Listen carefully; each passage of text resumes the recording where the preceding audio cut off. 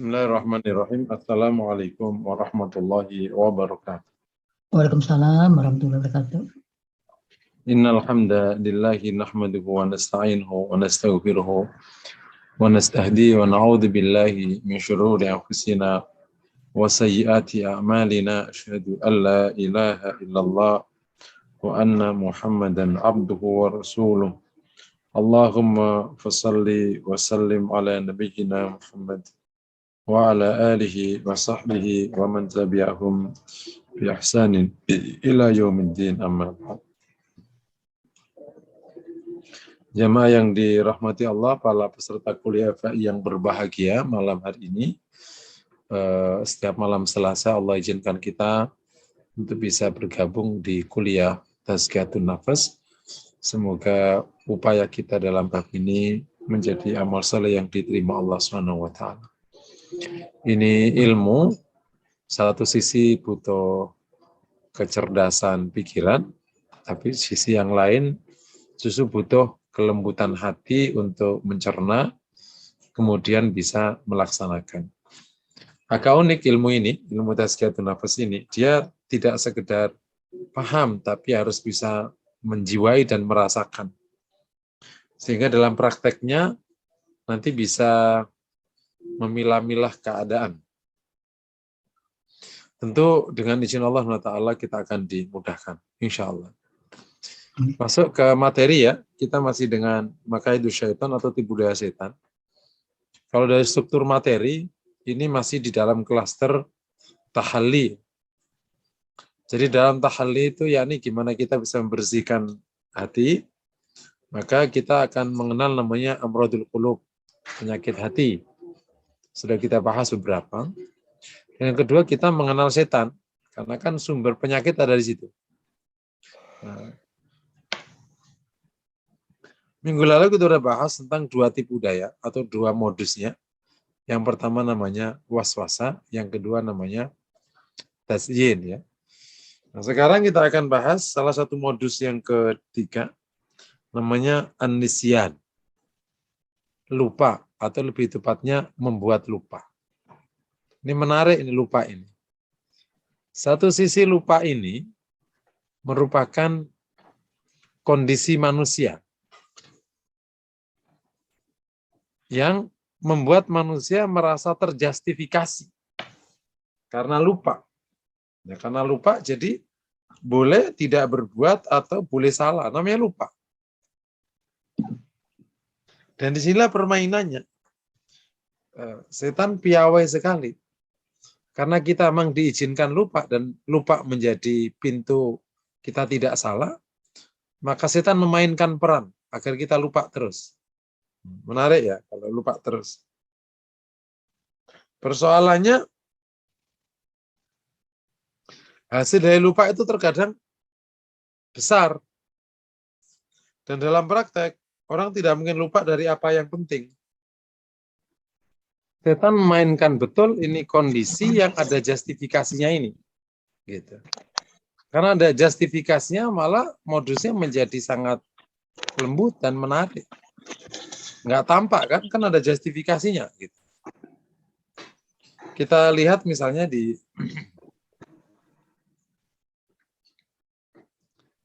surat Al-An'am ayat 68.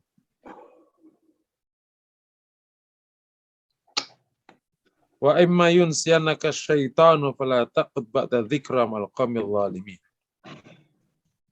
Dan bisa jadi setan membuatmu lupa. Maka janganlah duduk setelah peringatan bersama orang-orang yang zalim.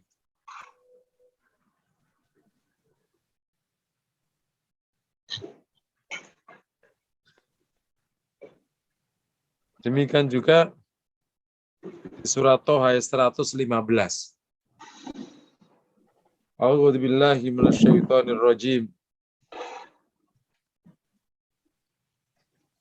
Walaqad ahidna ila Adama min qabl fanasiya walam najid lahu azma. Kami perintahkan kepada Adam min qabl fanasiya, maka dia lupa. Walam najid lahu azma, dan kami tidak temukan baginya sebuah tindakan yang sebuah azam. Jadi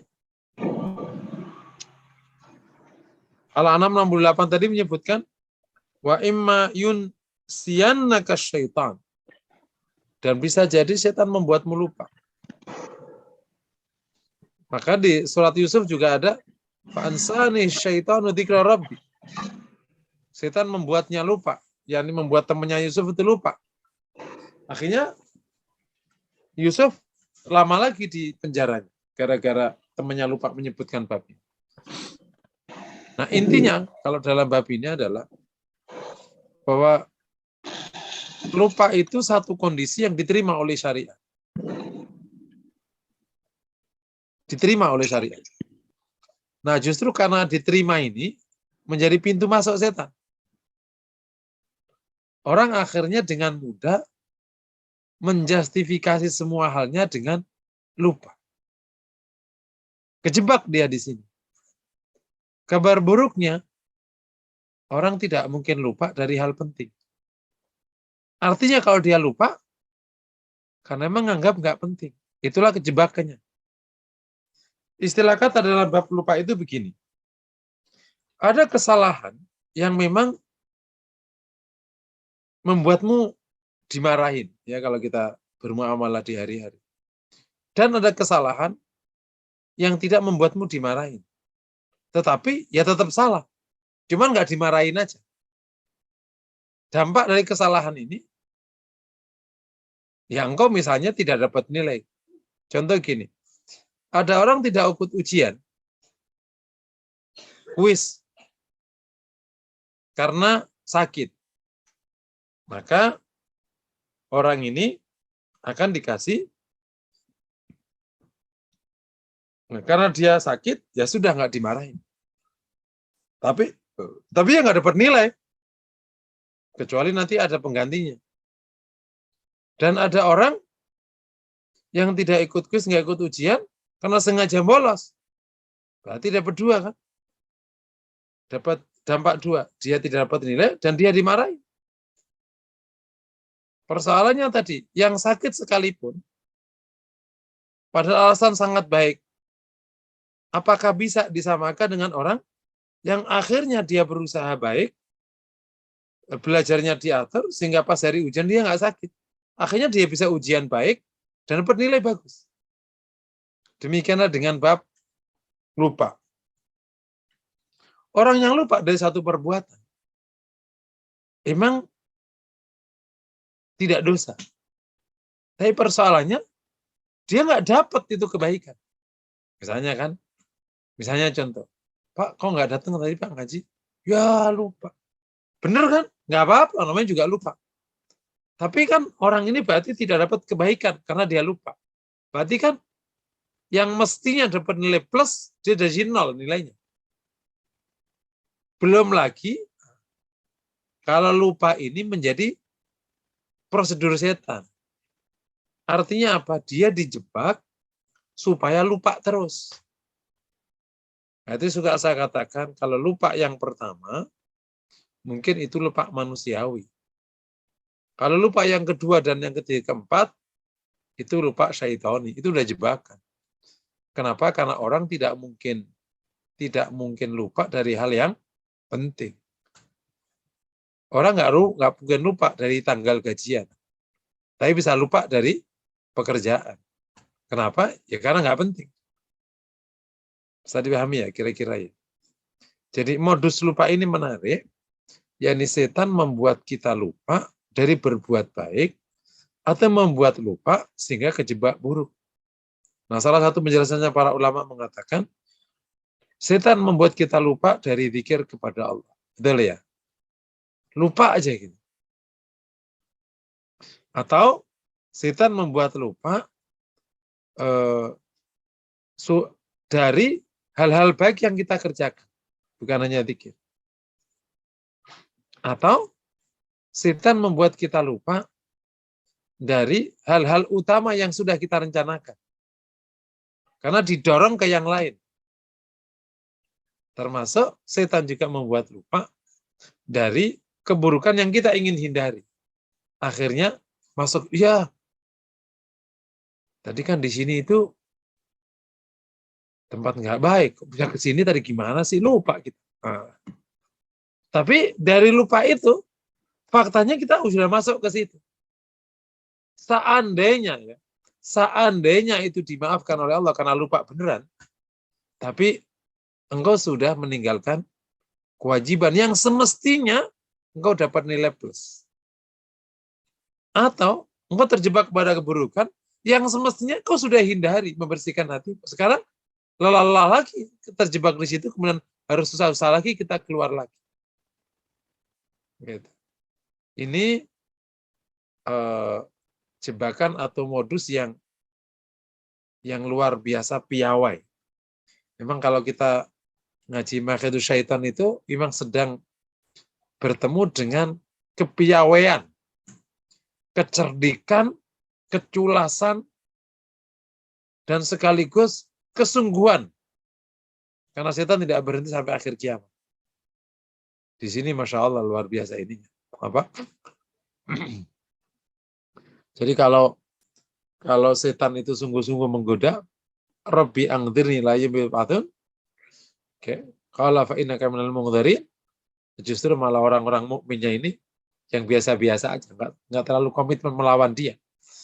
Makanya harus kita ingat firman Allah, inna syaitana lakum aduwwum mubin. Setan itu bagimu musuh nyata. Jadi jangan dianggap dia tidak musuh. Meskipun tampak baik, ya tetap tidak baik. Namanya juga musuh. Oke ya. Ini yang ketiga sudah dipahami ya. Modus yang ketiga atau tipu daya yang ketiga namanya amnesian atau membuat lupa. Gitu. Ya, tadi ada Al-An'am tadi ayatnya. Demikian juga surat Yusuf. Tapi juga tadi ada secara isyarat di surat apa tadi sudah saya sebut. Oke, sebelum lanjut kalau ada yang bertanya silakan. Kalau tidak kita lanjut. Nah. Baik, ini dari peserta kuliah Tazkiyatun Nafs sudah ada pertanyaan dari Ibu Min. Ustadz, Assalamualaikum. Bagaimana mengetahui bahwa lupa yang merupakan tipu daya setan dan lupa yang benar-benar bukan karena tipu daya setan? Dan bagaimana cara menjaga agar tidak lupa? Ya, saya suka meskipun tidak ada dasar yang baku, tapi saya suka dari sejarah para ulama dan bagaimana hubungan antara azam, niat, dan seterusnya. Maka lupa yang pertama, itu semoga itu lupa manusiawi. Lupa yang pertama, itu ciri pertama, lupa pertama. Misalnya gini, misalnya nih contoh, Pak, nanti ada kegiatan di masjid, nanti tolong jam 9 datang ya. Ya Allah, lupa tadi. Padahal penting loh Pak tadi, iyalah nggak apa-apa lah. Minggu depan masih ada, oh ya minggu depan ada ya jam 9, jangan lupa. Nah yang kedua, ya Allah lupa lagi, itu mau udah setan yang kedua. Itu kira-kira ya. Kenapa? Karena kalau itu dia perhatian, nggak mungkin lupa. Itu yang pertama. Yang kedua, lupa sering. Kalau sering lupa, kalau tidak ada penyakit yang bersifat medis atau karena tua, sementara dia kok sering lupa, itu kelihatannya cenderung merupakan maka itu syaitan. Tapi kalau lupa jarang, itu ya misalnya pas puasa minum, ya udah sepanjang 10 tahun dia pernah lupa sekali doang aja, yaitu masa setiap Ramadan dia lupa bisa 5 kali, sering banget. Lo minum, ya lupa kalau puasa, astagfirullah, ini kan Ramadan. Kemarin lupa, sekarang lupa, lupa. Nah kalau sering lupa, kelihatannya itu maka itu syaitan. Jadi ada dua ya, lupa yang kedua sama yang sering lupa. Itu semoga kalau yang kejadian kayak gini, istighfar aja yang banyak, terus banyak zikir, semoga akhirnya ingat terus. Wallahu a'lam. Baik, bisa dilanjut Pak Musinin. Pak Musinin. Ya. Pak Musinin. Iya. Pak Musinin, mohon maaf. Tadi surah Yusuf ayat berapa, Pak? Hah? Surat Yusuf ayat berapa? Oh, nah Yusuf. kalau surat Yusuf aku nggak ketemu ayatnya. Ntar sebentar. Itu di. Oh ya, baik Pak, baik. Nggak apa-apa Pak, nggak apa-apa. Atau nanti Ya, saya Pak. chat ya. Ayatnya Ya bunyi baik Pak, baik. fa'ansani Makasih Pak. syaitanu dzikra rabbi. Ingatnya aja bunyinya. Fa'ansani syaitanu dzikra rabbi. Fala bita fi sijni bil asinin. Itu bunyi ayatnya. Paham ya? Ntar disampaikan. Iya Diingatkan Pak, aja ya. nanti ya. Ya, makasih. Lanjut ya. Oke ya. Silakan dilanjutkan. Oke, itu modus yang ketiga ya, masih ingat ya. Yang keempat, at-takhris wa iqa'ul adawa bainal muslimin. Mendorong permusuhan antar kaum muslimin. Ini Masya Allah, terasa sekali. Kenapa kalau sesama muslim itu maunya tengkar gitu? Emang nggak enak apa kalau nyatu baik gitu? Kenapa kalau sesama muslim itu maunya nyari kesalahan? Emang nggak bisa apa? Akur, baik, positif, saling mendukung, saling nasihati dengan indah. Ini benar-benar jebakan. Baik setan yang jin atau setan yang manusia. Gitu. Ya manusia kalau memang mendorong muslim bertengkar, ya itu setan juga. Yang unik itu kalau kita guyon, kalau setan jin ditakbiri kabur. Kalau setan manusia ditakbiri malah melotot. Gitu. Oh, ini agak repot. Gitu. Allah SWT menegaskan dalam bab ini di surat Al-Maidah ayat 91.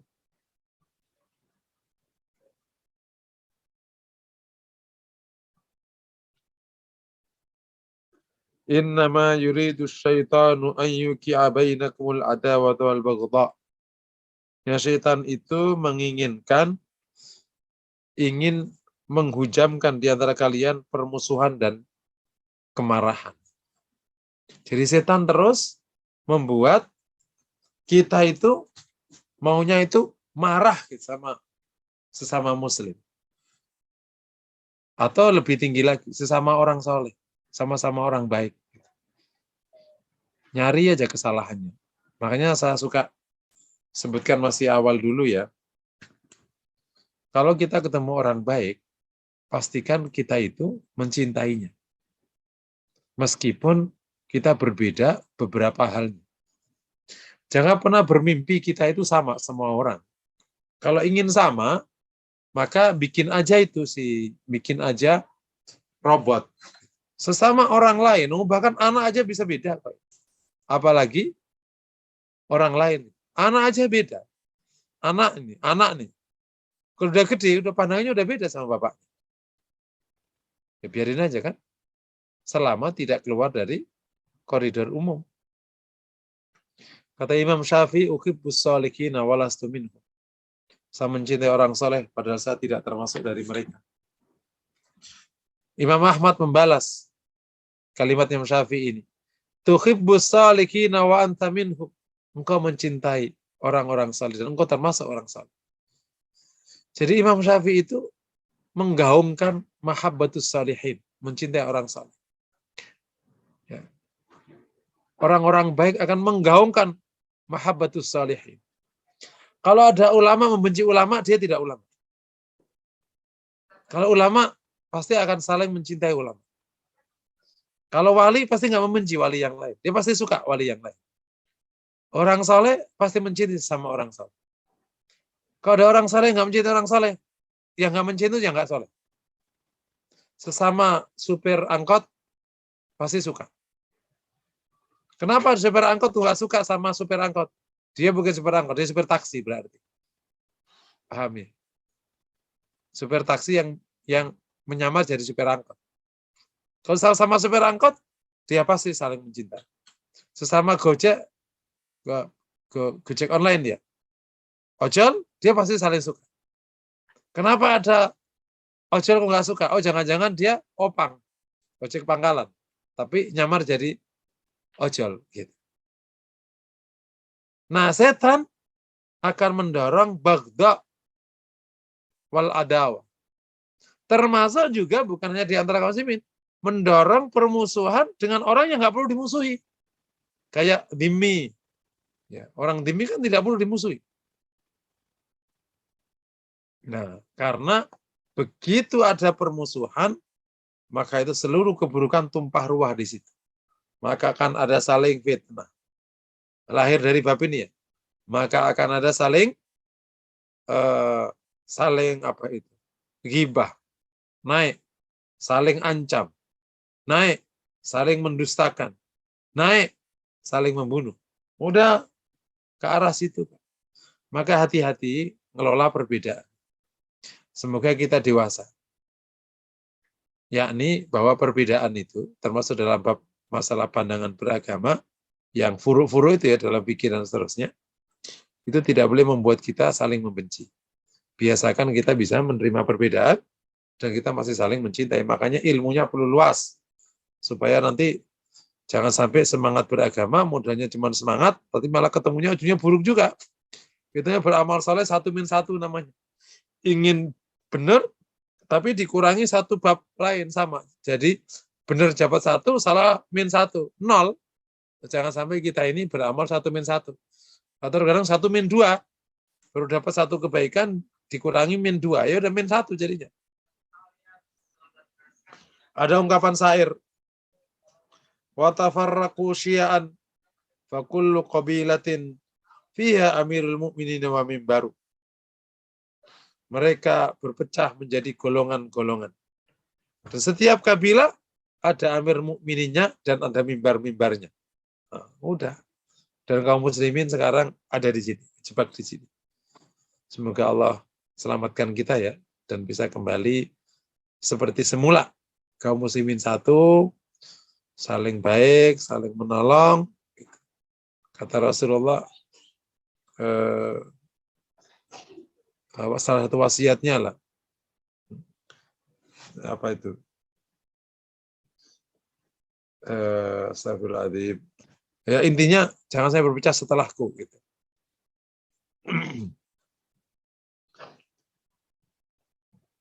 Hadis Rasulullah SAW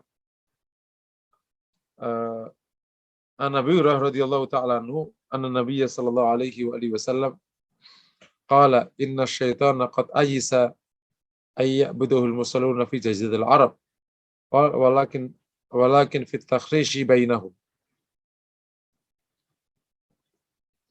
Setan itu telah putus asa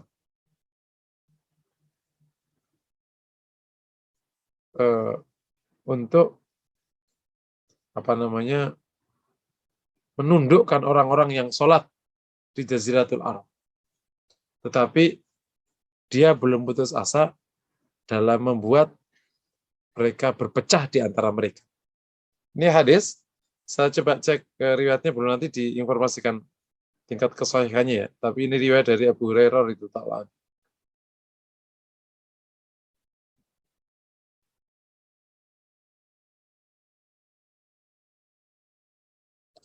Riwayat Imam Muslim dalam Sahih. Ini hadis sahih ya. Jadi benar-benar nyata sekali modus ini dan dampaknya luar biasa. Bukan ada di Jaziratul Arab, di hampir semua negara Muslim. Sejak awal, memang setan akan mendorong saling memusuhi dan saling marah di antara kaum Muslim. Sebagiannya kejebak, sebagiannya bisa selamat. Makanya kalau kita ketemu orang-orang soleh yang baik hatinya, dia insya Allah nggak kejebak di sini. Sesama Muslim, apalagi sama Muslim. Wong sesama manusia aja, orang-orang yang baik hatinya itu bisa saling menyayangi. Menyayangi sebagai seorang manusia, karena ditegaskan oleh Nabi, irhamu mang fil ardi, sayangilah yang ada di muka bumi. Jadi kerjanya bukan marah terus gitu.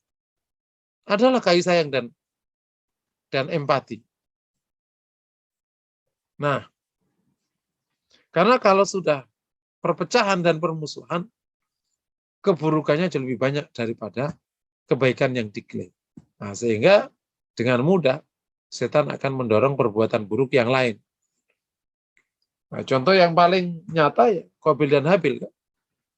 Ketika gara-gara korbannya yang satu tim yang satu tidak diterima, akhirnya dia marah, iri, sampai akhirnya membunuh. Ya, sudah kita bahas kemarin ya di Al-Maidah. Ini adalah modus yang keempat ya. Sekarang kita lanjutkan yang kelima. Kelima adalah at-takhwif. Yakni menakut-nakuti. Apa itu menakut-nakuti? Menakut-nakuti di semua halnya. Intinya supaya tidak terjadi kebaikan. Contoh paling nyata dulu waktu kita kecil. Ya, karena kenapa kalau ngaji itu takut lewat jembatan? Tapi kalau pas nggak ngaji, itu lewat jembatan biasa aja. Oh gitu. Dulu waktu kecil, itu terasa itu. Kalau mau ngaji, kan ada jembatan, diantar. Nah, gitu. Begitu urusannya sudah selesai ngaji, waktu itu nonton TV gitu. Itu takutnya hilang. Itu zaman kecil ya. Sekarang nih, kenapa kalau mau sedekah itu, ntar aku makan apa dong? Gitu.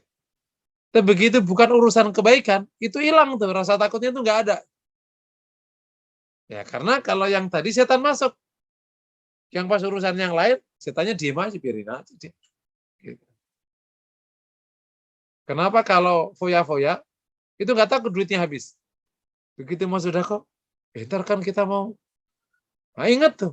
Nah, jadi membuat takut. Termasuk nanti kalau mau berjuang, setan ngomong, kan kamu masih muda,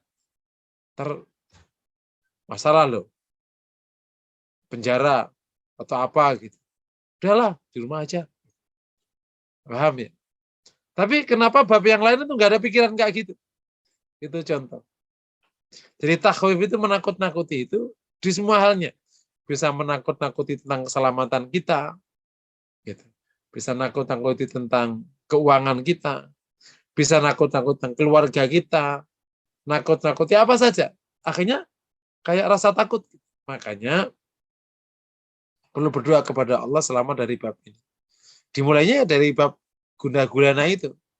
Makanya Allah ini a'udzubika minal hammi wal hazan. Wa a'udzubika minal jubni wal bukhl. Wa a'udzubika minal ajzi wal kasal. Wa a'udzubika minal jubni wal bukhl. Wa a'udzubika min ghalabati daini wa qahri rijal. Ya Allah, saya berlindung kepadamu dari sedih dan gundah gulana.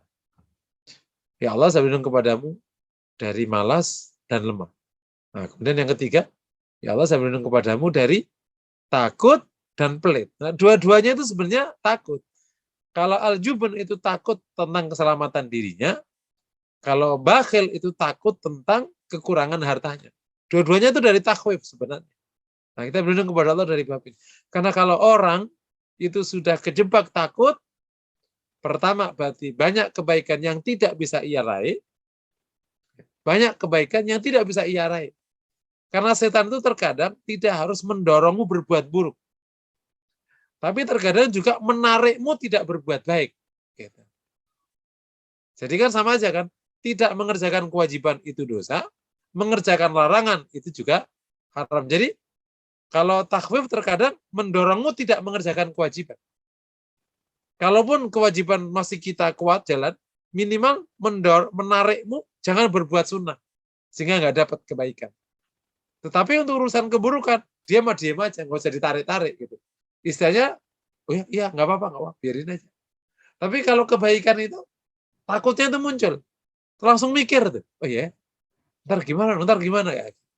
Nah kalau udah kayak gitu, sadarlah, itu bagian dari modus operandi setan yang namanya takhwif. Lihatlah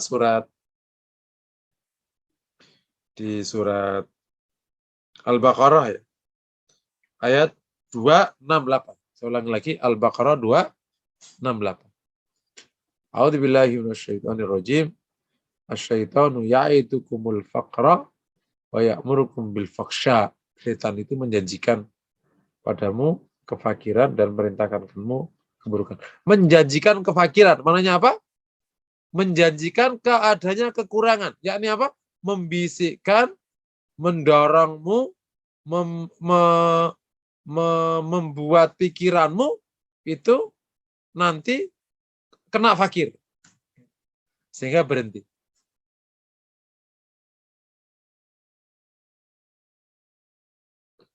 Demikian juga di surat Ali Imran ayat 175.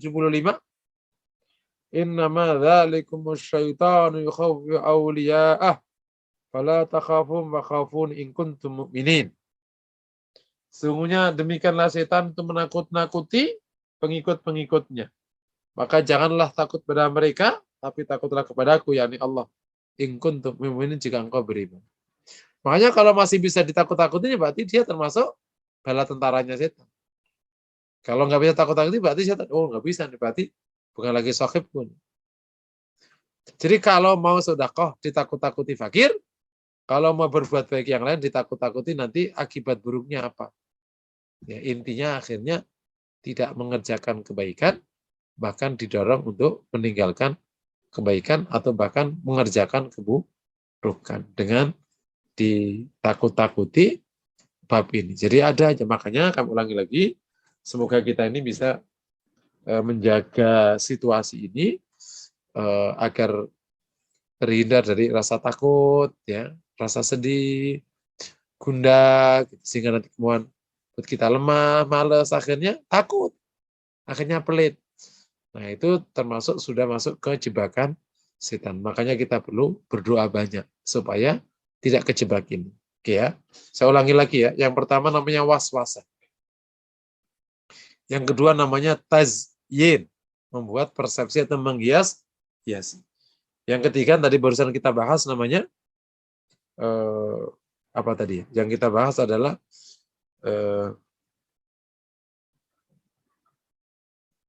nisyan, ya, membuat lupa. Terus yang keempat, menjatuhkan, mendorong permusuhan.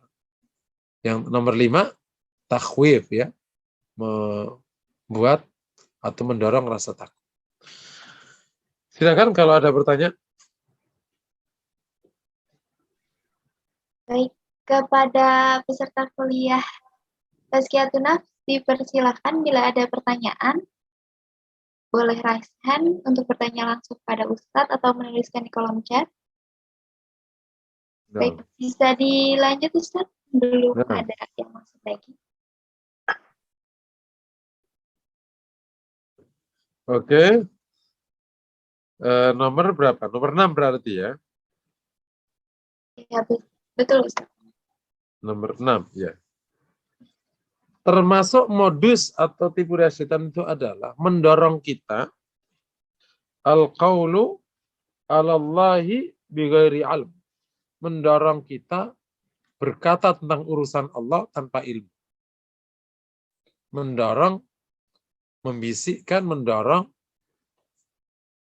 kepada kita bicara, bersikap tentang Allah tanpa ilmu. Allah berfirman di surat Al-Baqarah 168, 169. A'udzu billahi minasyaitonir rajim. Ya ayyuhan nasu kulu mimma fil ardi halalan thayyiba wa la tattabi'u khutuwatis syaitan. Innahu lakum aduwwum mubin. Innama ya'murukum bis-su'i wal fakhsha wa an taqulu 'alallahi ma la ta'lamun. Ya. Hai manusia, makanlah dari apa yang ada di muka bumi dengan halal dan thayyib. Wa la tattabi'u khutuwatis syaitan. Jangan ikutilah langkah-langkah setan. Innahu lakum aduwwum mubin. Sungguhnya ia musuh yang nyata bagimu. Innama ya'murukum bis-su'i wal fakhsha. Ia memerintahkanmu keburukan dan tindakan keji. Wa an taqulu 'alallahi ma la ta'lamun. Dan memerintahkanmu atau mendorongmu untuk berkata tentang Allah apa yang kalian tidak tahu. Nah, ini bab ini banyak jatuh ke para ulama. Kalau modus ini. Jadi tidak tahu, tapi akhirnya sembarangan aja ngomong. Tapi juga bisa jatuh kepada para juhala, orang nggak tahu, sok tahu. Dan hari ini yang dikhawatirkan Nabi itu mulai terasa. Tentu modus setannya dari zaman dulu. Yang disebut oleh Rasulullah SAW sebagai orang awam yang bicara tentang urusan publik, ya, orang bodoh yang bicara tentang urusan publik itu yang merupakan tanda hari kiamat. Di mana tradisi seperti ini itu nggak muncul zaman kebaikan, zaman salafus saleh. Di zaman salafus saleh orang berhenti sampai pada batas yang ia ketahui. Sehingga terkenal sebuah kisah yang cukup mengejutkan. Datang utusan dari Maroko, Maghreb, datang ke Madinah. Membawa 100 pertanyaan.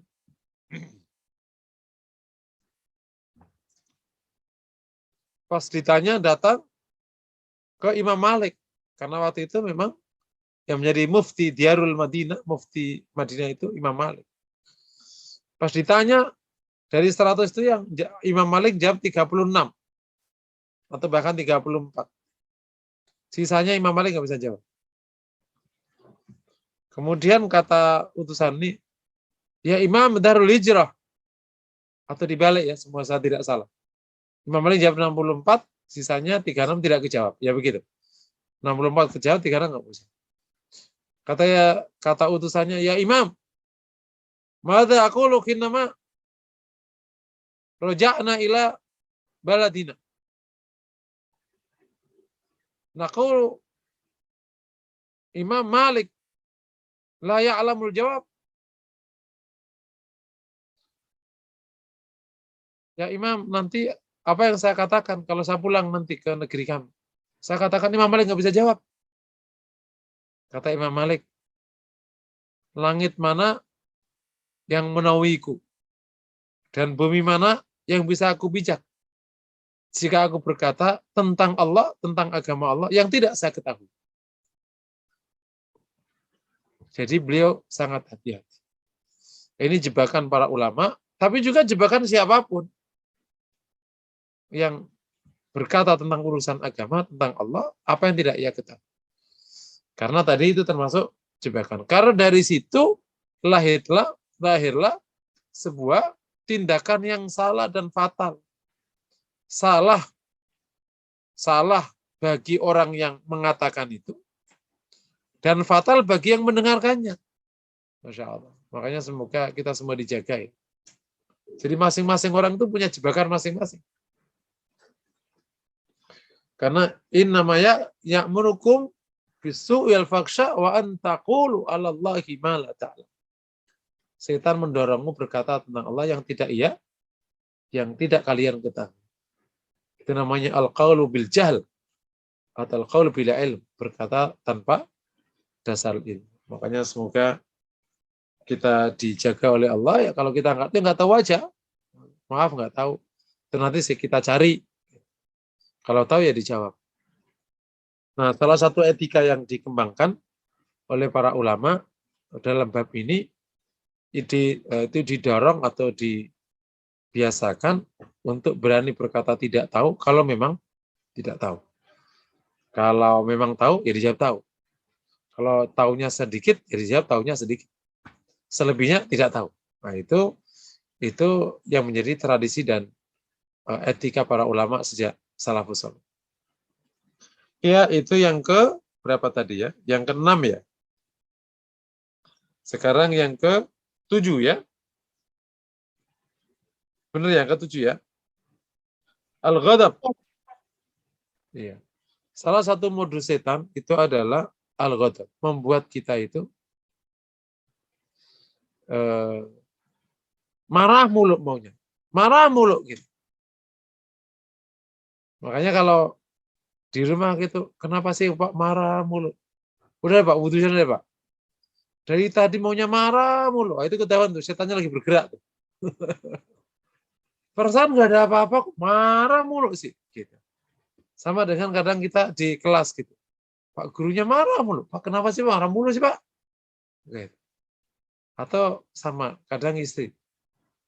Ini kalau biasanya justifikasinya, wah lagi mau deket head nih. Nggak gitu. Jangan meskipun secara medis, kalau lagi mau deket head itu hormon apanya gitu. Tapi harus dikendalikan dengan agama yang baik. Ya, gunanya apa agama kalau kayak gitu nggak bisa kendaliin? Kenapa? Karena kalau marah, akan banyak keburukan yang muncul. Dan nggak sedikit modus marah ini menjebak orang, terutama yang tidak paham.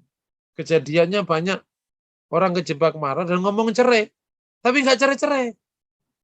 Sementara ngomong cerai tapi masih hubungan, masih kumpul. Loh, gimana? Ustaz, tapi kan saya marah. Loh, ini kan udah marah plus bodoh. Wong cerai kok merasa nggak cerai. Kata dia marah.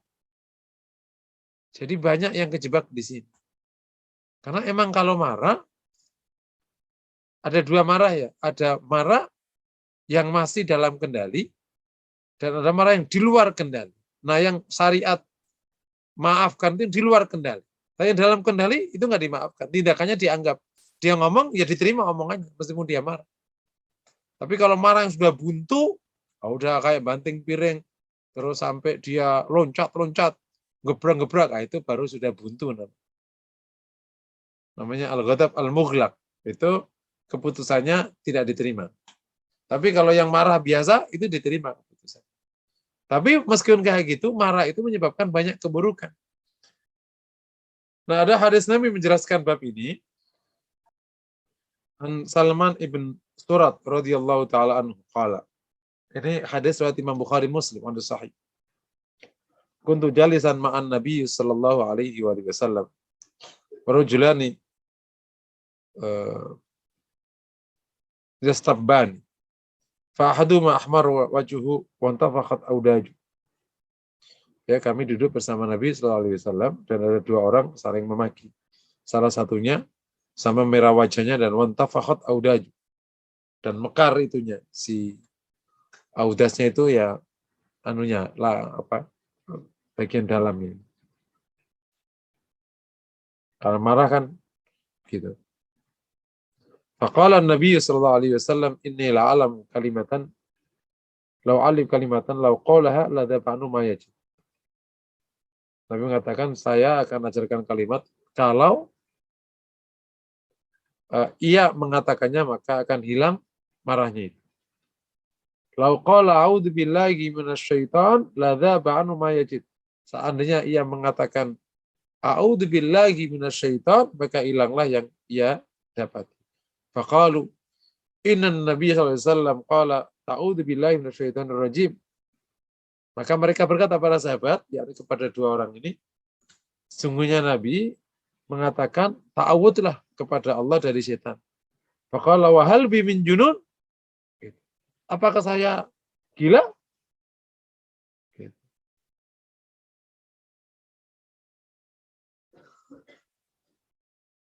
Nah, orang ini di dalam kisah itu tidak mau mengatakan itu.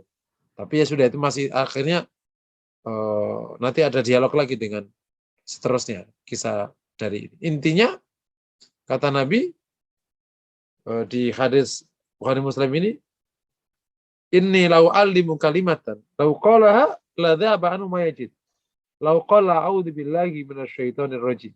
Gitu. Kalau dia mengatakan a'udzu minasyaitonir rajim, maka hilanglah marah. Jadi marah bagian dari modus atau tipu daya setan atau langkah setan untuk menjebak manusia. Jadi kita didorong untuk marah. Gitu. Makanya kalau kemudian kok ada dua marah kan? Ada marah yang dapat dibenarkan dan ada marah yang tidak dapat dibenarkan. Marah yang dibenarkan adalah marah terhadap perkara yang secara syariat boleh dimarahi. Contohnya adanya kemungkaran. Itu harus marah. Itu namanya al-ghadabu lillah, marah karena Allah. Tapi kalau bukan merupakan mungkar, kok marah? Ini khawatir, ini jebakan setan. Contoh sekedar makanan nggak enak, kan bukan mungkar. Contoh seorang laki-laki datang terlambat, ya kan nggak mungkar. kecuali mungkar. Contoh misalnya anak-anak belepotan karena main bola, kan nggak mungkar. Nah, kalau dikit-dikit marah, apa aja marah, nah jangan-jangan setannya memang tahu betul kelemahan dia di situ. Nah, didorong-dorong aja terus. Marah. Sebagaimana tadi sudah saya sampaikan, setan tahu persis siapa kita, karena dia ditempelkan sejak lahir. Dia tahu kelemahan kita ada di mana. Jadi masing-masing setan itu modusnya bisa beda satu dengan yang lain. Kalau orang ini bagusnya diginikan, kalau orang ini bagusnya diginikan. Ada orang yang kelemahannya di marahnya, ada kelemahannya di jawabnya, ada kelemahannya di suka selisih sama orang, gitu. Dan seterusnya. Nah, termasuk yang kita bahas sekarang adalah marah ya. Nah, dengan marah dampak dari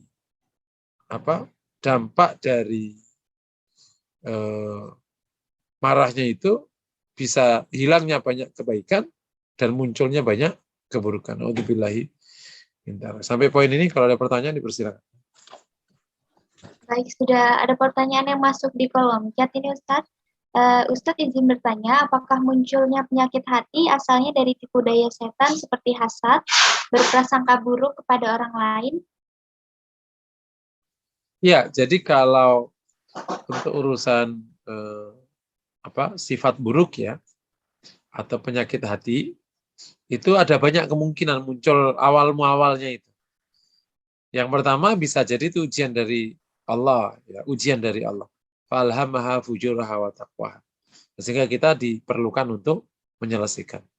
Sebagian orang diuji sakit, ya. Tapi ini paling kecil kemungkinannya. Yang kedua, kemungkinannya memang setan mendorong hal itu. Membisikkan, entah apapun nanti modusnya. Sehingga ketemunya itu. Entah dari nisyan, entah was-wasa. Bisa aja dibisikkan apa tadi? Dibisikkan hasad. Was-wasa itu kan apa aja? Pembisikannya banyak apa aja. Itu mungkin. Yang ketiga bisa jadi karena makanan haram juga. Itu kayak ayam sama telur. Duluan mana makan haram jadi buruk atau karena buruk jadi makan haram? Ya pas bahasanya apa itu yang duluan. Jadi dengan makanan haram bisa menyebabkan penyakit hati. Termasuk juga sebab penyakit hati muncul karena lingkungan mungkin. Karena kan almar waladini khalih. Orang itu sesuai dengan agama orang sekitarnya. Sekitarnya suka hasad, bisa aja dia ikut hasad. Jadi kalau ditanya apakah itu tipu daya setan, mungkin itu salah satu sumbernya. Tapi bukan segala-galanya. Nah, wallahu a'lam bishawab. Baik, syukran Ustadz. Selanjutnya ini Ustadz, kalau misalnya tadi kan Ustadz menyampaikan terkait tadi setiap orang kan punya ladang dosanya masing-masing ya Ustadz, punya kesulitannya masing-masing. Apa itu juga berarti pahalanya akan menjadi lebih besar ketika berhasil melakukan ibadah yang dia berat di dalam satu ibadah tersebut? Oh ya, jadi kalau mengukur pahala ya Allah yang paling tahu ya. Tetapi ada kaidah menarik gini, al ajru ala qadri ta'ab. Pahala itu sesuai dengan kadar kerumitan dan keberatan dalam menjalani ketaatan. Kaidah usul fikih ini atau kaidah fikih ini berasal dari hadis Nabi. Ajruki ala qadri nasabiki. Kata Nabi kepada Aisyah, pahalamu sesuai dengan kadar lelahmu. Nah, persoalannya sekarang keberatan ini muncul dari tipu daya setan. Nah, apakah ini termasuk kelelahan, keberatan yang dijalani, atau sebenarnya bagian dari kelemahan dia yang mestinya nggak perlu dapat itu? Nah, tentu Allah akan menilai. Yang jelas, kalau semakin berat menjalaninya, itu semakin besar.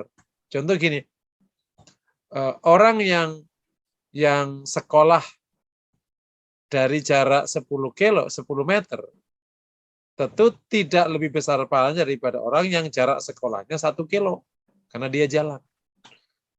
Nah, sama-sama 1 kilo, yang naik sepeda sama yang jalan kaki, berarti lebih banyak paling jalan kaki. Sama-sama jalan kaki, yang jalan kakinya enak, sama jalan kakinya sambil kakinya jengling, karena dia sakit, sementara dia tetap mau sekolah, tentu pahalanya lebih daripada yang jalannya biasa. Paham? Yang tidak bisa jalan dan tetap dia mau sekolah, pahalanya lebih gede. Kira-kira itu gitu. Nah, tetapi kalau tipu daya setan itu kan tidak fakta orang sulit kan. Dia sendiri masih punya masalah dengan dirinya. Nah, apakah itu masuk kategori ta'ab? Wallahu a'lam bishawab. Yang jelas ajruki ala qadri nasabiki. Pahalamu itu, besarnya pahalamu itu sesuai dengan kadar beratnya engkau menjalani ketaatan. Wallahu a'lam bishawab. Baik. Syukran Ustaz. Satu lagi ini ada pertanyaan. Bagaimana mengendalikan amarah terhadap anak, tapi dalam diri kita mencari-cari alasan kalau kemarahan kita itu benar? Nah ini gini, menjadi orang tua ini semoga kita tambah bijak ya. Meskipun kadang membuat kita nggak nyaman. Yang benar kan filosofi orang tua itu kan, orang tua itu benar ya benar, salah ya benar. Itu kan enak kalau kayak gitu. Kita kan jadi ngalir ya. Apalagi kalau orang tuanya ibu-ibu, yang mak maksudnya. Itu kan paling punya rumus itu kan. Heh, mama ini ngelahirin kamu. Mama ini tahu tentang kau. Mama ini benar, salah ya benar. Kalau benar apalagi. Nah kalau sebenarnya filosofi itu sih menguntungkan kita ya sebagai orang tua. Tapi itu nggak baik. Nanti bisa kejebak sombong dan seterusnya. Jadi bagusnya kalau kita marah dan marah kita memang salah ya kita minta maaf. Nah, tapi kalau marah kita benar ya kita sadar nih benar marahnya ya kita jelaskan. Tadi mama marah, kan memang kamu harus dimarahin. Masa apa itu sholat sampai begitu aja. Masa sampai udah jelas-jelas besok ujian masih aja ngobrol. Ya. Tapi ya sorry ya tadi marahnya mama. Tapi kalau nggak jelas malah nggak semestinya dimarahin, kita marah terus kita justifikasi ya kita buruk lah, nggak boleh gitu. Itu takutnya nanti malah kita suka justifikasi keburukan. Nah, wallahu a'lam. Baik. Sudah tidak ada pertanyaan lagi, Ustadz. Bisa dilanjutkan kembali untuk materinya. Oke ya, Masya Allah. Semoga ini si materi ini bisa cepat. Tapi ya berharap kita memahami dengan sangat baik ya si modus-modusnya ini ya.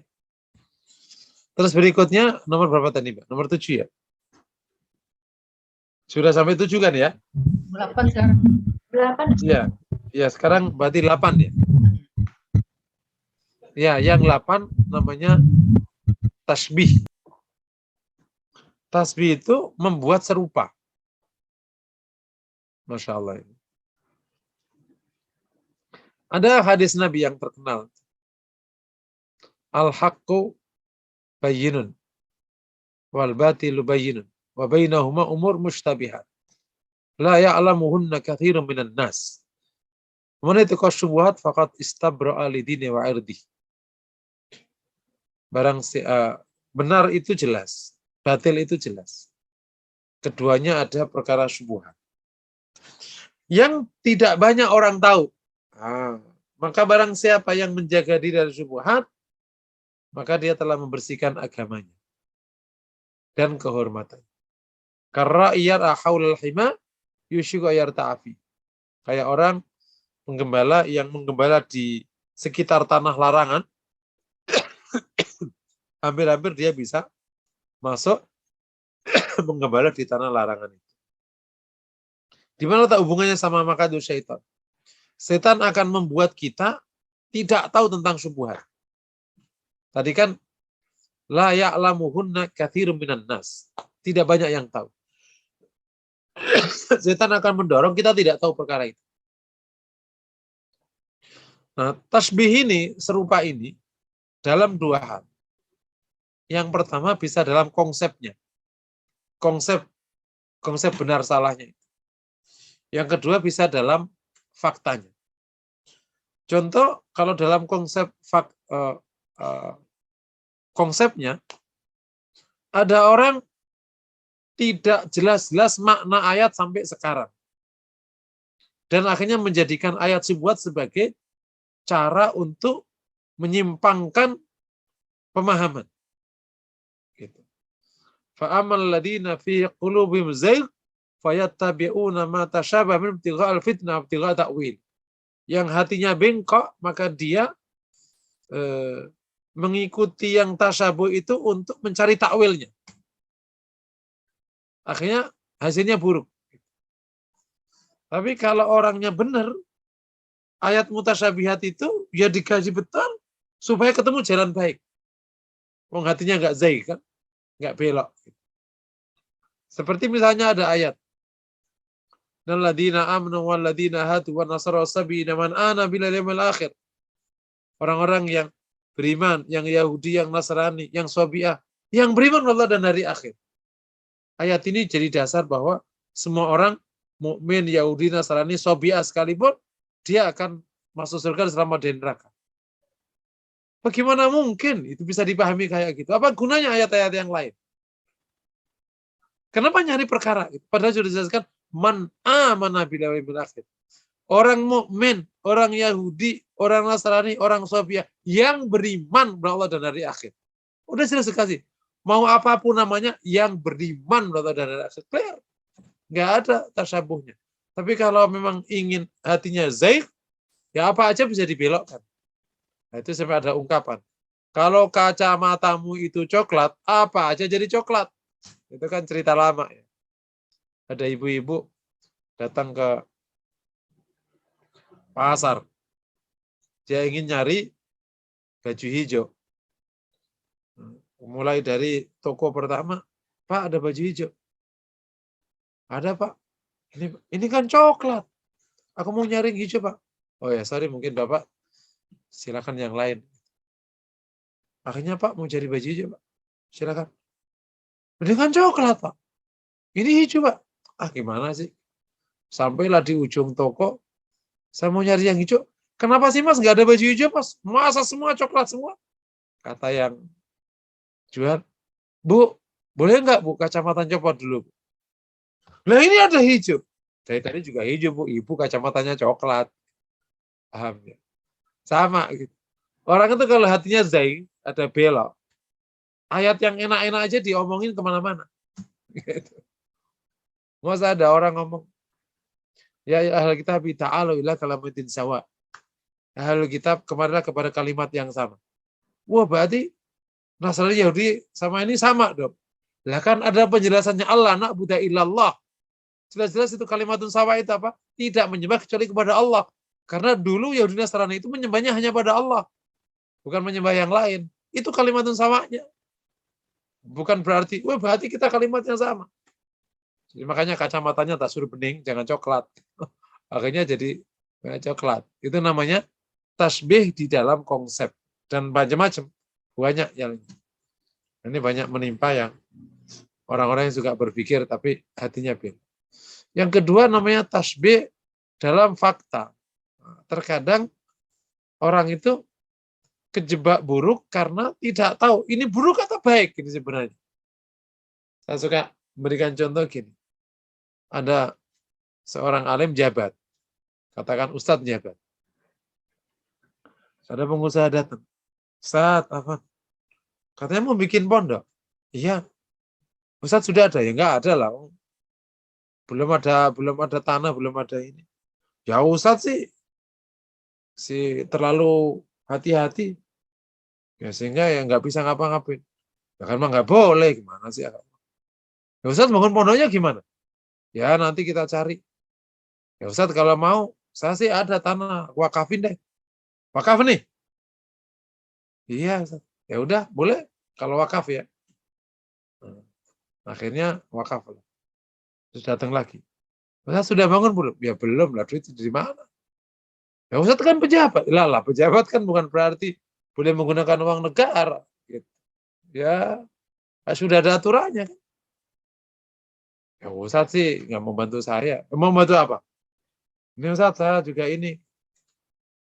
Ya kalau bantunya bener nggak apa-apa. Ya udahlah Ustadz nggak usah mikir dulu. Nih aku wakaf bangunan 5 miliar. Ya udah sono kasih. Datang yang ketiga. Ustadz ada proyek nggak? Ya kamu ikut prosedur. Ya Ustadz kalau ikut prosedur mah ya nggak dapat. Ini Ustadz ada pondok, ada apa gitu. Siapa yang ngurus kalau Ustadz? Ya udah deh nih saya kasih ini. Ya udah bilangin. Nanti diatur. Saya mau nanya. Itu wakaf atau suap kemarin itu? Paham ya? Itu contoh klasik. Itu wakaf atau suap. Mirip kalau di lapangan, ada orang ngasih diskon kepada seseorang, itu 90%. Bos, khusus bos kita nih, di pejabat. Saya jual mobil saya, diskon 90%. Jadi Bapak hanya bayar 100 juta, mobilnya ini 1 miliar. Itu diskon atau suap sebenarnya? Paham ya? Nah ini namanya tasbih di dalam fakta. Nah, di lapangan, Masya Allah.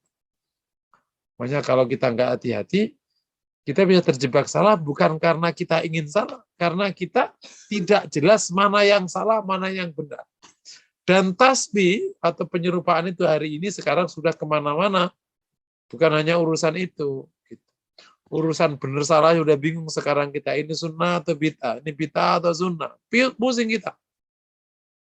Kalau sunnah murni oke, kalau bid'ah murni pasti nggak ada yang mau. Tapi sunnah campur bid'ah, pusing ya, akhirnya kejebak. Halal haram.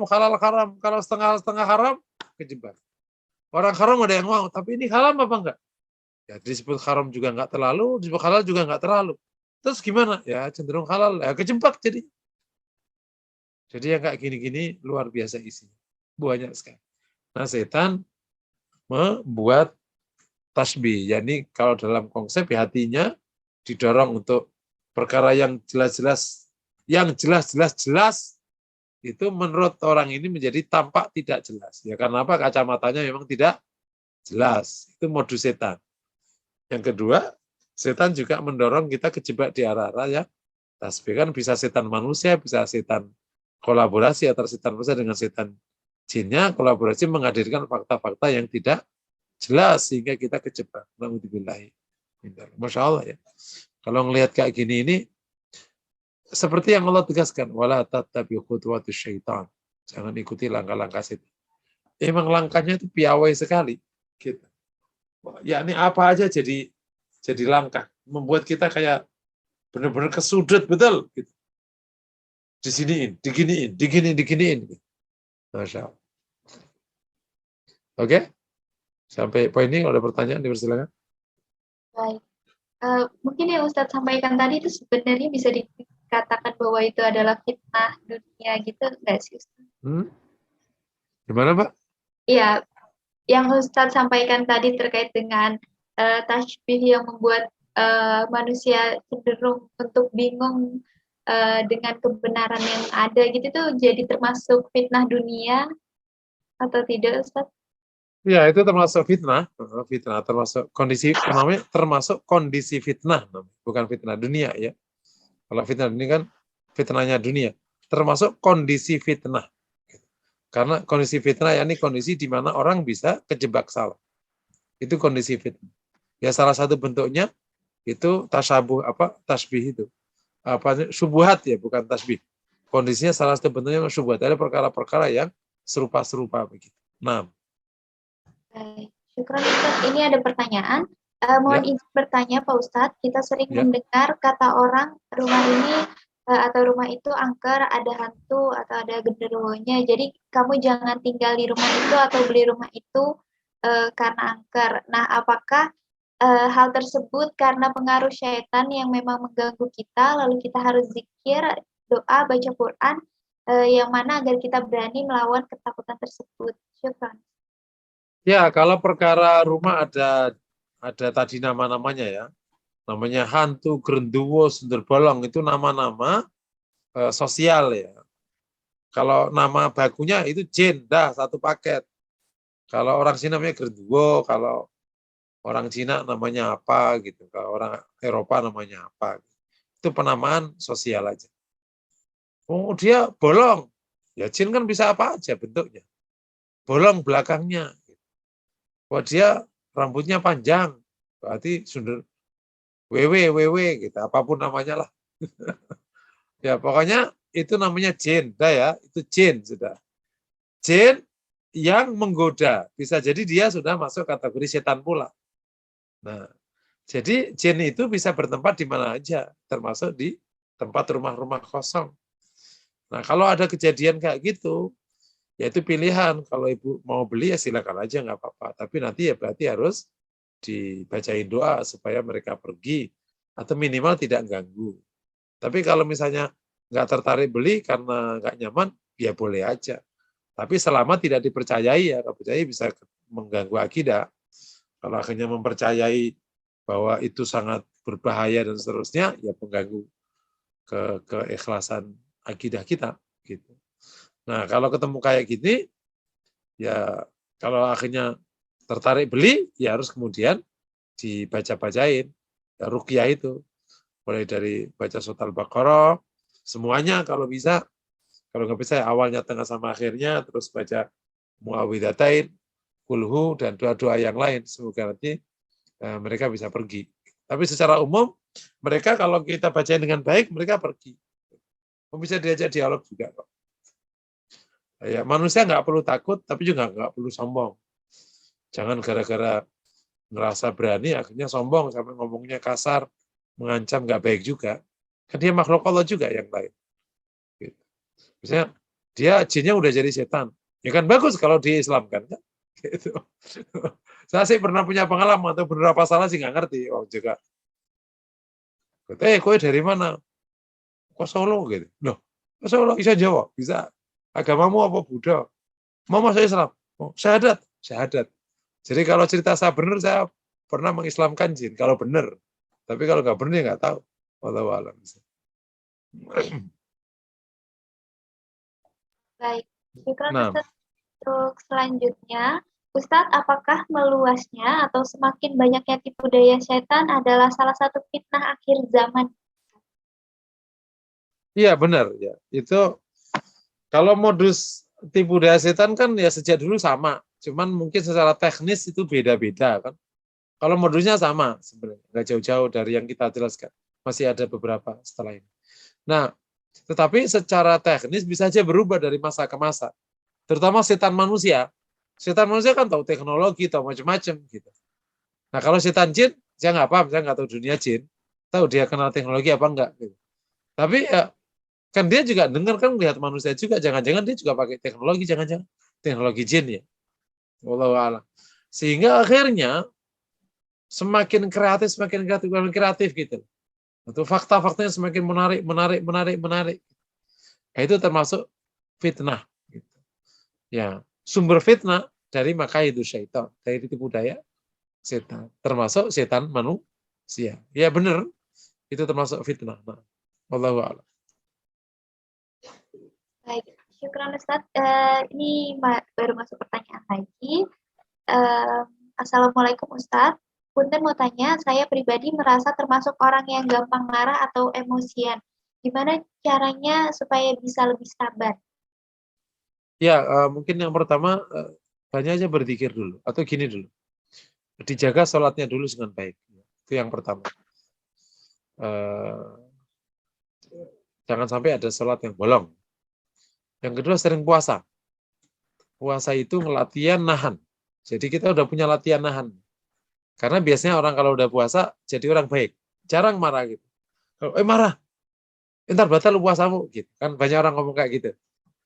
Saya pernah punya pengalaman naik ojek, kapan tuh? Pak, bisa cepet nggak Pak? Jangan Ustaz. Kita puasa. Ntar batal. Oh iya. Ntar saya terlambat dong Pak. Alah Ustaz. Nggak, ojek aja itu. Nggak berani ngebut kalau puasa. Takut nanti batal puasanya. Nah, jadi sering aja puasa. Dan pas puasa kan pasti latihan untuk nahan emosi. Terutama marah dan lain sebagainya. Nah yang ketiga, kalau udah salat puasa, sering aja berzikir. Untuk melembutkan hati. Karena marah itu sebenarnya juga bagian dari kerasnya hati. Nah, kayak zikir itu kan pengobat hati, penyejuk hati, penenang hati, pencair hati, gitu kan? Itu kan zikir. Nah, jadi kalau marah itu kan orangnya mungkin nggak nyaman, apa kenyamanan. Nah, kalau udah tenang, kan senang. Nah, semoga nanti jarang marah. Nah, yang keempat, nah kalau sudah muncul marah, kan sering marah nih, udah dia zikir masih muncul, pas marah ta'awud. Terus kok masih marah lagi, maka wudhulah. Nah, gitu. Insya Allah kalau udah wudhu hilang. Kok masih marah? Sholatlah. Masa sholat masih marah? Semoga itu tip praktis ya, mengurangi marah. Wallahu a'lam. Baik, Syukran Ustadz. Selanjutnya izin bertanya, apakah yang kerjasama dengan jin, misal punya khadam itu baik atau tidak, Ustadz? Secara umum itu buruk ya. Karena Allah katakan wa innahu kana rijalun minal insi ya'uduna birjanni minal jinni fazatuhum rahaqa. Ada sebagian orang, ada orang berlindung ya atau minta tolong dengan jin, sebagian dari jin, maka malah tambah susah, tambah rohak ya, tambah kacau, tambah nggak enak gitu. Jadi secara umum ta'awun dengan jin itu buruk gitu. Meskipun jin memang bisa berbuat yang ia perbuat, tapi faktanya memang minta tolong sama jin itu lebih banyak buruk. Tapi tidak semuanya syirik ya, jangan dianggap kalau tahu jin pasti syirik ya, tergantung sampai level mana. Kalau sampai kayak tukang sihir mempercayai semua jin apa aja jin ya, jin setan itu ya itu bisa sampai syirik kalau sihir. Tapi kalau tidak sihir hanya sekedar ta'awun itu ketemunya buruk gitu, buruk. Dan saya belum pernah ketemu yang ta'awun sama jin ketemunya baik gitu. Belum pernah ketemu. Kisahnya banyak yang sakaratul mautnya susah, ada juga yang kisahnya dibohongin sama jinnya, gitu. Ada aja jinnya itu. Ada yang bahkan dikerjain sama jinnya. Tapi ya jin kan piawai kan. Kita tampak begini, jinnya bisa ngilang. Jinnya bisa kayak kita nggak bisa kayak dia. Pintaran dia kemana-mana lah. Jadi secara umum tidak dianjurkan. Nah, ada orang berkata, Ustadz kita biasa kayak orang aja kok. Sama saya kan juga minta tolong sama Ustadz. Gitu. Saya akan boleh minta tolong sama dia. Ya secara umum kalau minta tolong kayak manusia sih boleh aja begitu. Tapi hampir-hampir tidak ada yang hasilnya baik. Karena kalau sudah minta tolong sama jin itu nggak sama dengan minta tolong sama manusia. Kalau manusia kan sesama manusia kemampuannya juga udah ketahuan. Jin itu punya kehebatan yang tak terkira ya. Bisa terbang, bisa nyelam, bisa mengecil, bisa berubah bentuk, bisa ini, bisa ini. Siapa yang nggak terkesima? Nah, lama-lama hati condong, lama-lama nggak ikhlas lama untuk dia. Gitu. Pokoknya Pak, kalau Bapak nggak rajin sholat, aku pulang. Oh jangan, aku rajin sholat deh loh. Hanya sholatnya karena dia, bukan karena Allah. Gitu. Itu namanya jin Islam yang mensyarati itu. Mensyarati baik kan. Kan baik juga. Tapi sebaik-baik kayak gitu, akhirnya manusia yang tergantung sama jin. Jin nanti ibadahnya takutnya bukan ikhlas karena Allah, tapi karena takut jinnya pergi. Ini juga sangat mengganggu kualitas agama. Wallahu a'lam.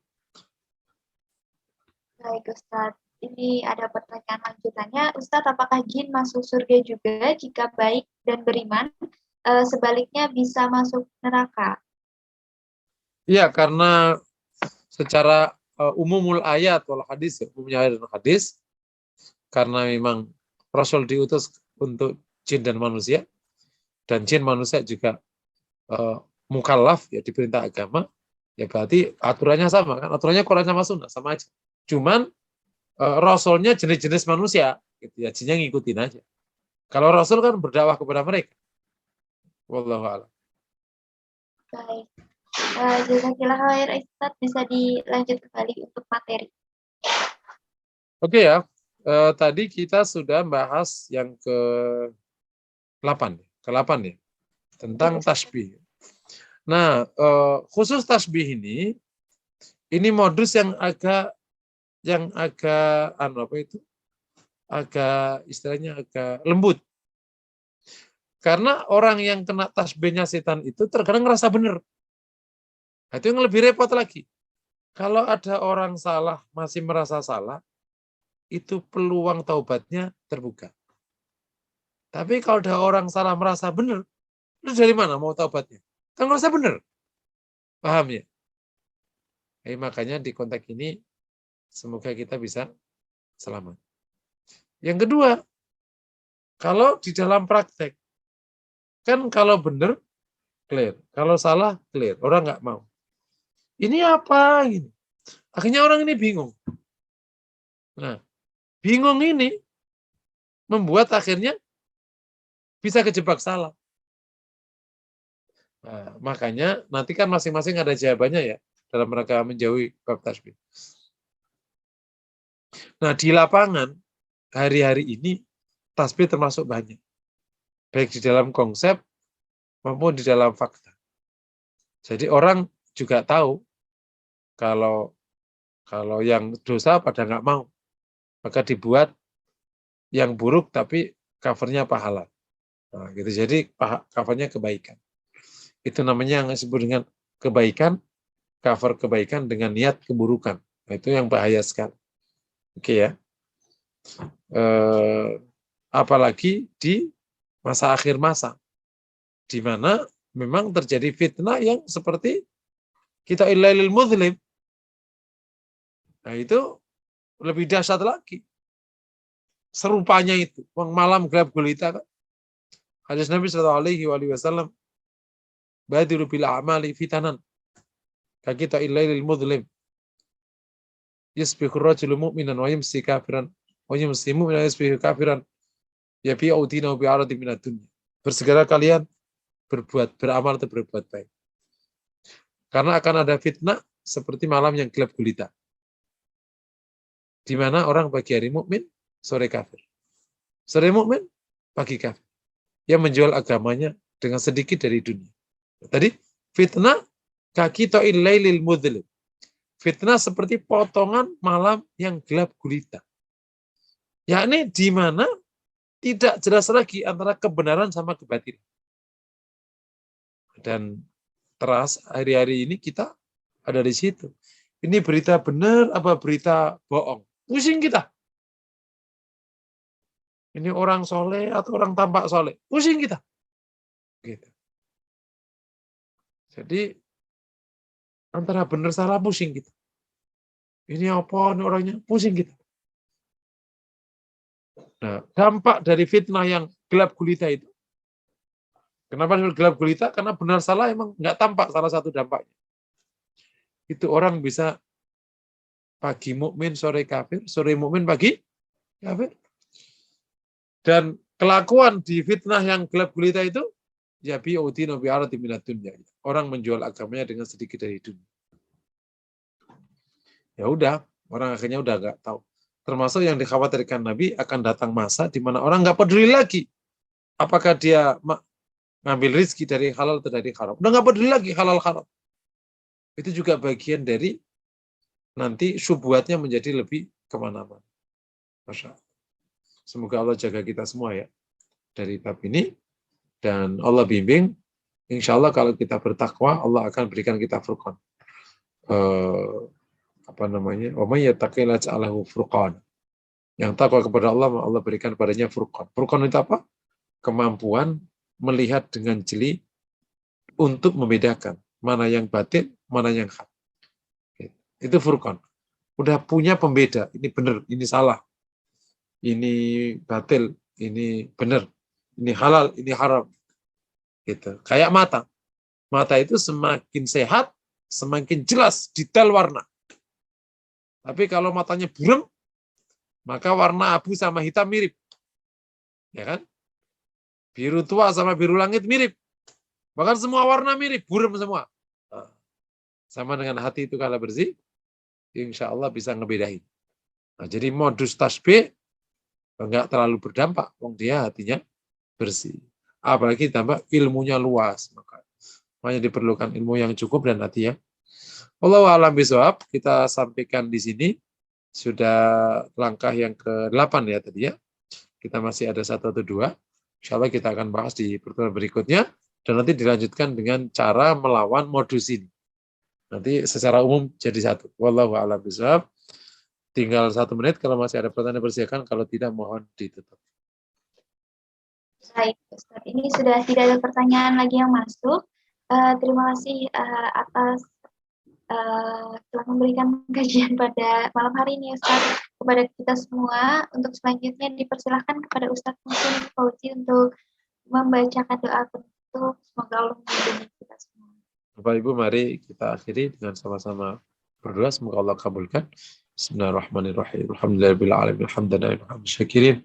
Wassalli wasallam ala Muhammad wa ala alihi wasallam ajma'in. Allahumma ighfir lana wa tub alaina innaka tawwabur rahim. Ighfir lana wa li walidina warhamhum kama rabbawna shighara. اللهم آت نفوسنا تقوى وزكاة خير من زكاها يا رحمن يا رحيم. اللهم أعذنا من الشيطان، وأعذنا من الشيطان، اللهم أعذنا من وساوس الشيطان ومن خطوات الشيطان. أعذنا من كل وسوات الشيطان يا أرحم الراحمين. اللهم يا حي يا قيوم لا إله إلا أنت إليك نستغيث أصلح لنا شؤوننا كلها ولا تكلنا إلى أنفسنا طرفة عين. ربنا آتنا في الدنيا حسنة وفي الآخرة حسنة وقنا عذاب النار. وصلى الله وسلم على Muhammad وعلى آله وصحبه وسلم walhamdulillahi rabbil alamin. Yuk kita sama-sama doa kafaratul majelis. Subhanakallahumma wa bihamdika asyhadu an la ilaha illa anta astaghfiruka wa atubu ilaik. Assalamualaikum warahmatullahi wabarakatuh.